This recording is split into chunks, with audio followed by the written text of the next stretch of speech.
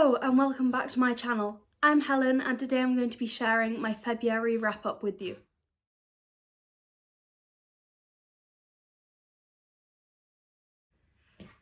So I read 14 books in February, which was a lot better than I did in January, and I discovered several new favourites, some of which were in genres I hadn't really read before, which was absolutely amazing.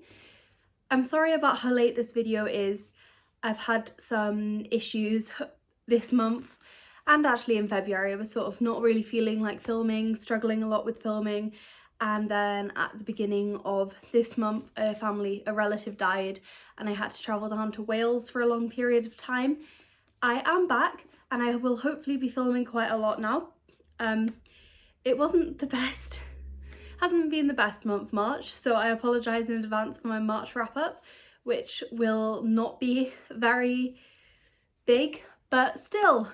February was amazing, so let's focus on that.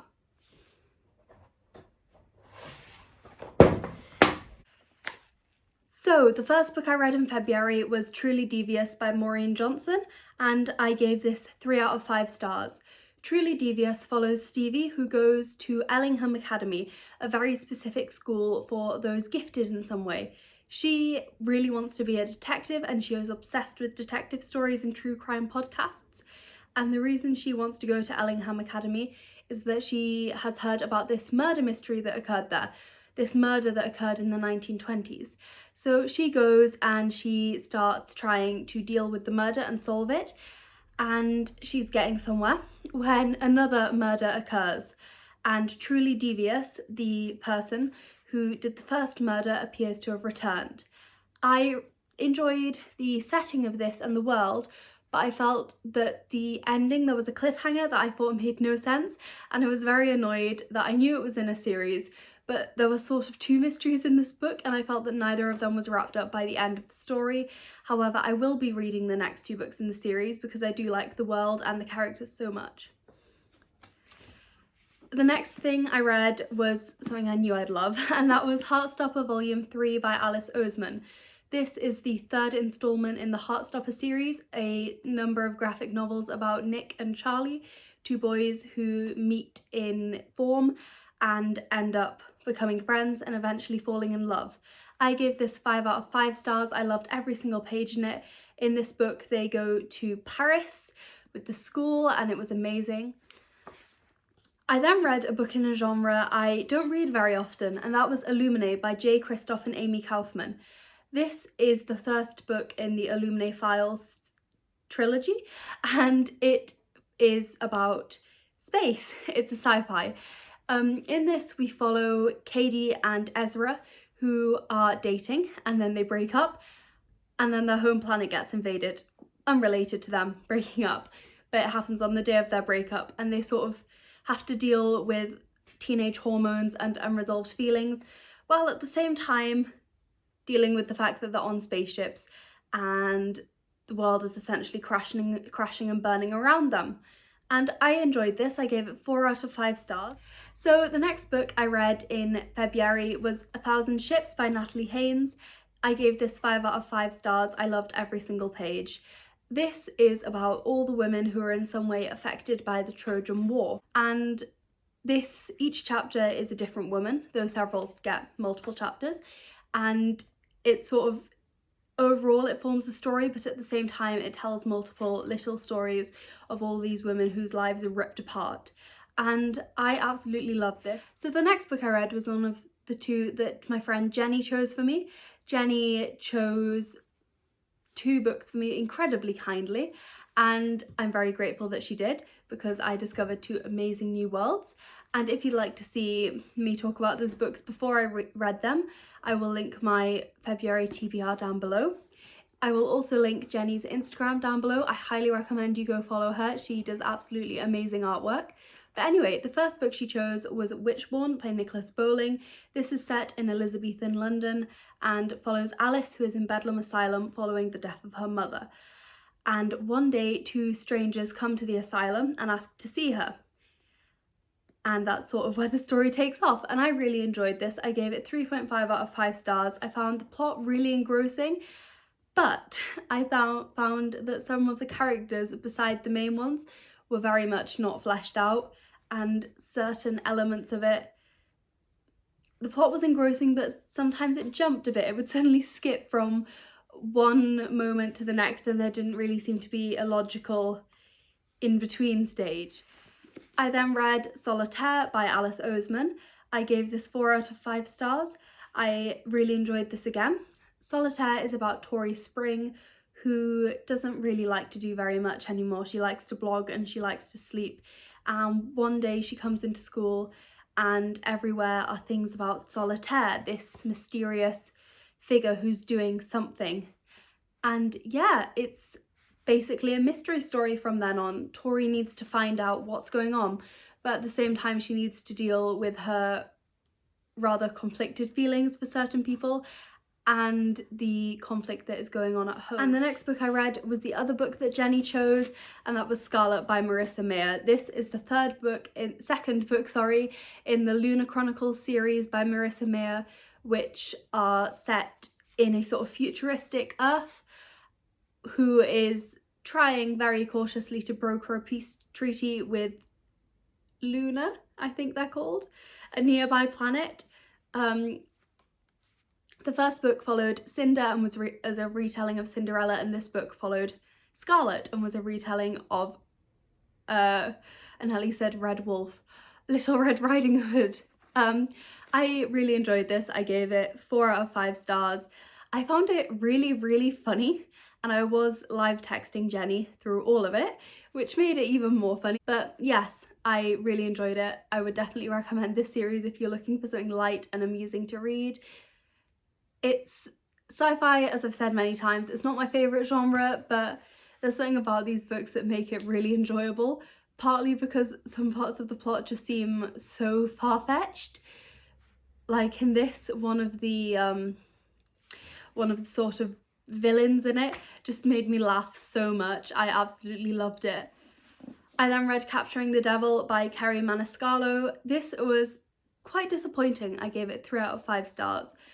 This is the sequel to the finale to the Stalking Jack the Ripper series, which follows Audrey Rose and Thomas Cresswell, who are both detectives. And, well, they're both wannabe detectives. They're morticians, sort of, and they solve a different mystery in each book. This was the grand finale, but I found it moderately disappointing.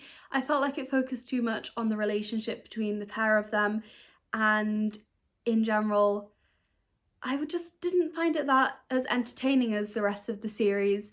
I thought that certain characters in it seemed to change a bit, and also there were lots of little problems that meant the actual mystery element seemed to really be pushed until it was like the last 100 pages, and then it was sort of turned up to the full. I then read The Raging Quiet by Cheryl Jordan. Many thanks to Chloe, who gifted this to me and also very strongly recommended it. The Raging Quiet is about a young woman called Marnie who is married to Isaac Isherwood. However, when they go to this new village, she quickly becomes entangled with this young man called Raver, and she realises that he is deaf, and the two of them come up with a form of sign language.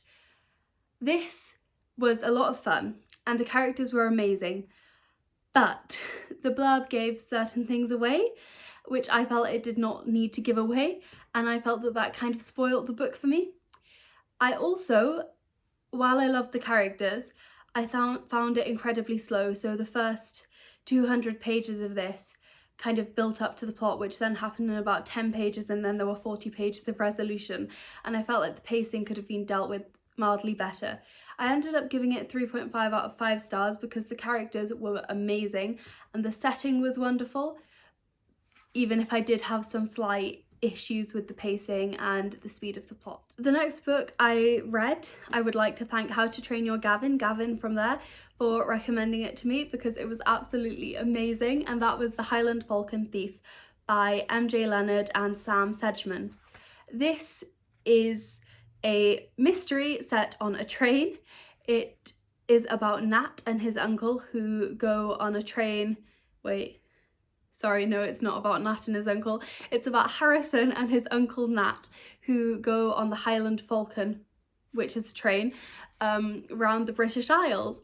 And while they're on the train, something gets stolen by this by this diamond thief who's been stealing everything. And it was so much fun. I did not guess who the villain of this book was going to be until right at the very end. I did not see that twist coming, and the characters were really, really, really lovable. It was just brilliant. I loved every minute of it. Thank you so much to Gavin for recommending this. I love all your recommendations, but this one in particular was wonderful, and I cannot wait to read the next book in the Adventures on Trains series. The next thing I read in February was Edith by Swan's Garden. This is a webtoon, and I read it on Webtoon, and it is about a woman called Edith who is a romance novelist. And one day she goes to a bar and ends up sleeping with someone who then turns out to be her neighbour, while at the same time harbouring emotions for a ex-school friend.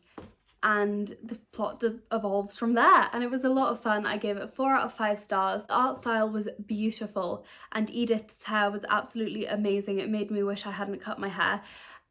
And yes, I just really enjoyed it. I then read Shortcake by Lucy Watson. This was a short and sweet romance. I gave it 3.5 out of 5 stars. This follows 2 people who are forced to live together and renovate a house following a death, and if they don't spend 30 days in the house together, the money will not go to them. It'll be passed over them. They're not related, I should say. But anyway, you can probably guess what happens after that, and it was great. It was a lot of fun. I really enjoyed it. I read it in a day. It was one of those romance novels that's weirdly addictive. I think all romance novels are like this. You sort of read it and then you just can't stop. You just need to finish the whole thing. And yeah, I gave it 3.5 stars. I enjoyed it. I did find the plot slightly ridiculous, even more ridiculous than I normally like my romance novels to be, but still, I did enjoy it a lot. So the next book I read was The Foxhole Caught by Nora Sakovic. This is the first book in the All for the Game trilogy, which follows Neil, who goes to play Exie, a fantastical sport, which is essentially a mixture of ice hockey and lacrosse, for this team. And the team is entirely made up of people who have problems in their past that they may be running away from, as Neil is. It's quite dark, this series. The first book was incredibly dark, but I did really enjoy it. I gave it 4.5 out of 5 stars, and I cannot wait to read the next 2 books in the series. And thank you so much to the group chat on Twitter who recommended this a lot. It was really enjoyable, and I'm so glad that I finally got around to reading it. And finally, in February, I read The Binding by Bridget Collins. This is a fantastical romance novel about bookbinding. It follows a young man called Emmett who is a apprentice farmer, and then he goes and he becomes an apprentice bookbinder, and that's all I'm going to tell you because I read the blurb of this again and it kind of spoiled me. But it was a really good book. It was really enjoyable. It was very dark and gothic-y, and I ended up really enjoying it. I gave it 4 out of 5 stars, and I will definitely read whatever else Bridget Collins puts out in the future. So those were the 14 books I read in February. I'm really glad with my reading this month. Not only did I read a lot, most of the things I read were absolutely amazing, and I ended up discovering some new favourites. So if you've read any of these or want to read any of these, please let me know in the comments down below. Please let me know what you thought of them as well. I'd be really interested to see your opinions. If you want to find me anywhere else, I am on Twitter at catsandteabooks, on Instagram at readingwithcatsandtea, and I'll link my Goodreads in the description as always. Thank you so much. I'll see you in my next video. Bye!